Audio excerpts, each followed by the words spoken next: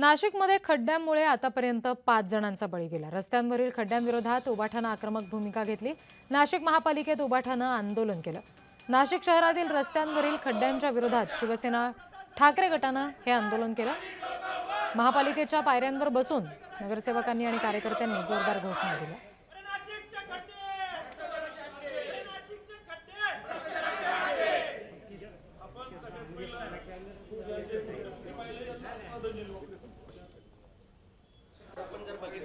आज संपूर्ण शहराच्या चारही कोपऱ्यात खड्डे झालेले।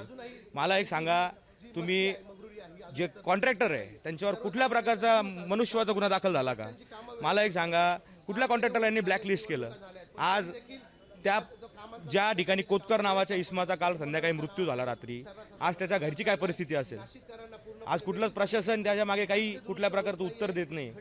आणि आम्ही किती दिवस जाब विचारणार? आम्ही रस्त्यावर उतरणार आहे नाशिककरांसाठी आणि संपूर्ण नाशिककरांना आव्हान आहे की तुम्ही आमच्यासोबत या आंदोलनामध्ये सहभागी व्हा। पूर्ण शहराचा खड्डेमुक्त सर कधी करणार हे लोक? ह्या खड्ड्याच्यामुळे मृत्यू जातोय, ज्या खड्ड्यामुळे तो माणसं मेली जात आहे, मरण पावताय, त्या लोकांना तुम्ही 10 लाख देताय, 5 लाख देताय, 7 लाख देताय। तो खर्च जर त्या खड्ड्यावर झाला असता, ही वेळ आली असती का? ते कुटुंब उद्ध्वस्त झालं असतं का?